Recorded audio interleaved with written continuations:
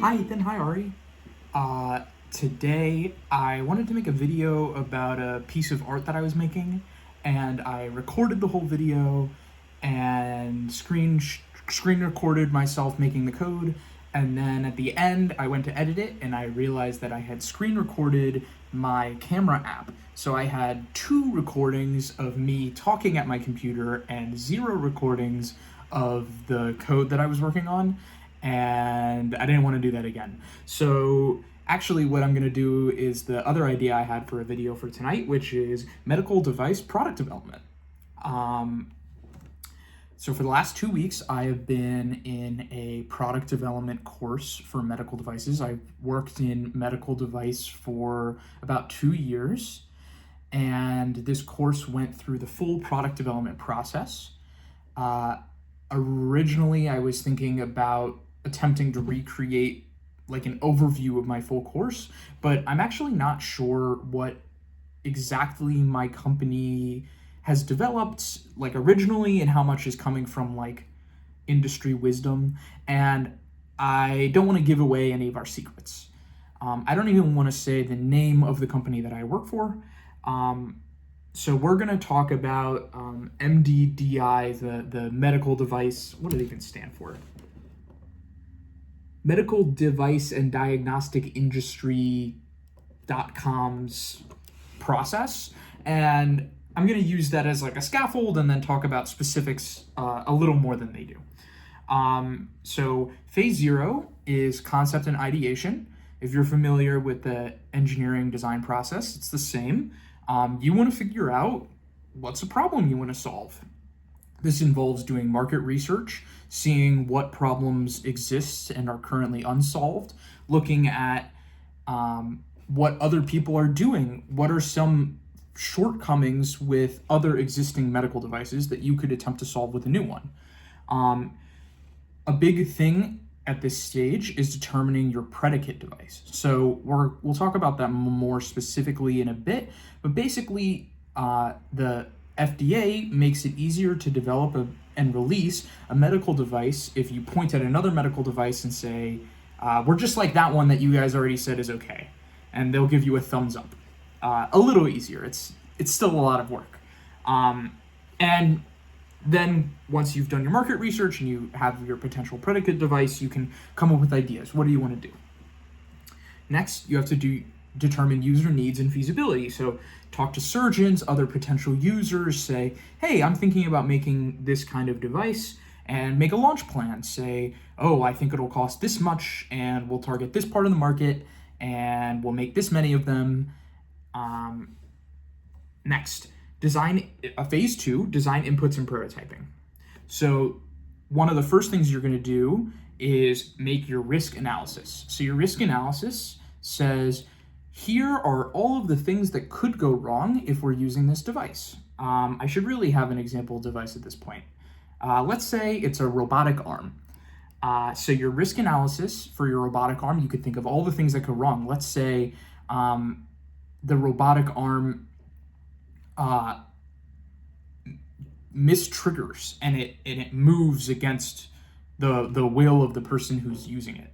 That could potentially harm them. So when you do that, you say, how often do I think this would happen, multiplied by how bad it would be if it would happen.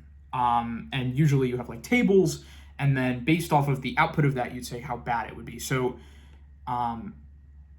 let's say you've got your output and it's a high risk. So if you have a high risk, you don't want to have that. So what you can do is you can design requirements in the device. Say, oh, if the device is overcharged, it will shut down automatically. And we'll put a switch on the device that allows the user to turn it off, and all these different design requirements.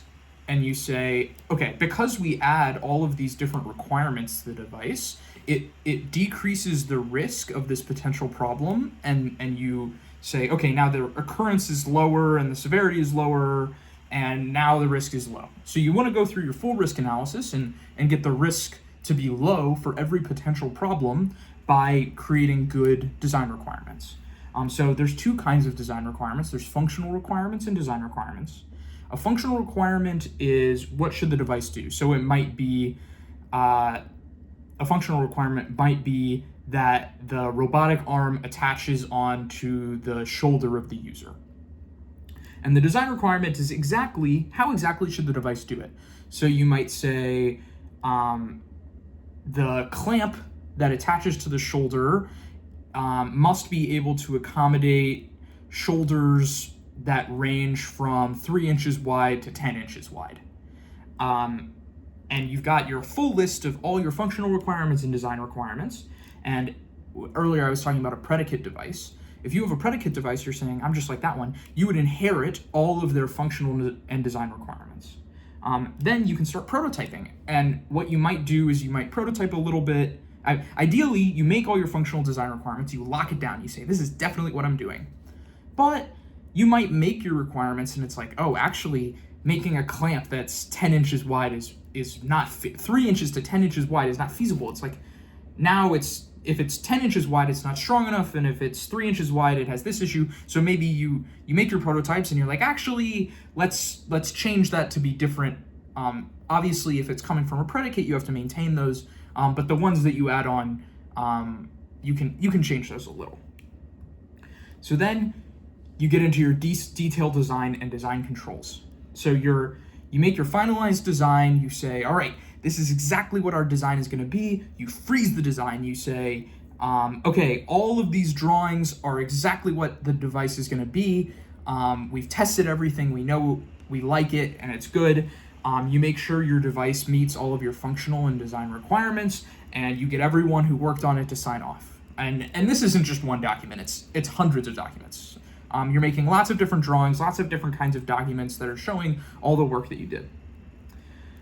Phase 4 is verification and validation. So there's 2 different kinds of testing that you do to show that your device does what it needs to. There's verification. Did we make the device right? So your verification testing corresponds to your design requirements. So a verification test might be, you might have a design requirement that says that your device is required to withstand a certain amount of force. Now, in your verification stage, you make a jig that allows you to exert that much force on the device and make sure that it is able to withstand it. A validation requirement, did we make the right device? So this checks against your functional requirements. And now you're checking, the device is supposed to be able to mount onto the shoulder. Can it do that? And usually validation is a little fuzzier. It's like, you can't make like a jig that validates that, but usually part of your validation is you're giving it to users, giving it to surgeons, and having them use it, potentially on a cadaver, or it depends on what the device is, but then you're using that testing to show that the device is the right device. And you document in repeatable ways the ways that you have fulfilled your verification and validation requirements. And it needs to be that if an engineer looks at your documentation, they would be able to recreate your verification and validation tests without you there. All right, phase 5, manufacturing transfer and regulatory submission. So really, you should have been talking with regulatory way before, but this is where you're going to do your regulatory submission. But the first bullet point I have is getting it made. So you give the final drawings of the device to supply chain and manufacturing. Supply chain is the department who orders all of the parts into the warehouse. So they reach out, maybe you're making them internally, or maybe you're reaching out to external vendors and they are making everything for you, and you have your drawings that say, this is exactly what we want. You give it to them, they make it for you. If there's something wrong with it, you can talk with them, figure that out. The manufacturing department is the one that takes all these different parts and combines them into the assemblies of the robot or the device, whatever it's going to be. Both of these departments are separate from product development, so it's separate from the people that were making it, but obviously product development is involved in these discussions with supply chain and with manufacturing, and this process is usually called design transfer, where you, as the design engineer, are helping them to get everything up and running because you understand the device better than they do at this point. Obviously, once everything is running, it's up to them to keep things running. Next is regulatory submission. So the regulatory department communicates with the FDA, which is the regulatory body in the United States. that regulates medical devices.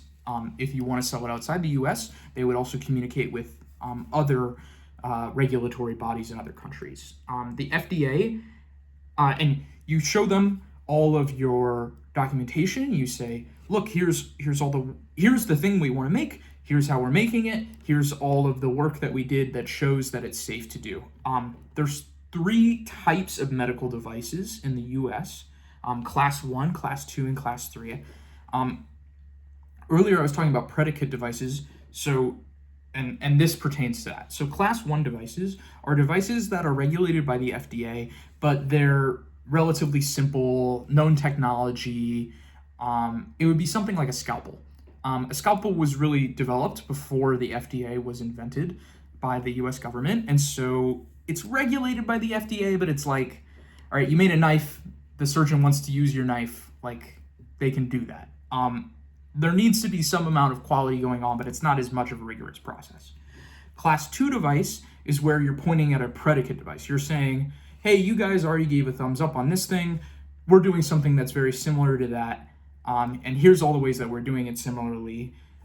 That's still a long process, but it's simpler than a class 3 device. Class 3 device is when you're making something from scratch.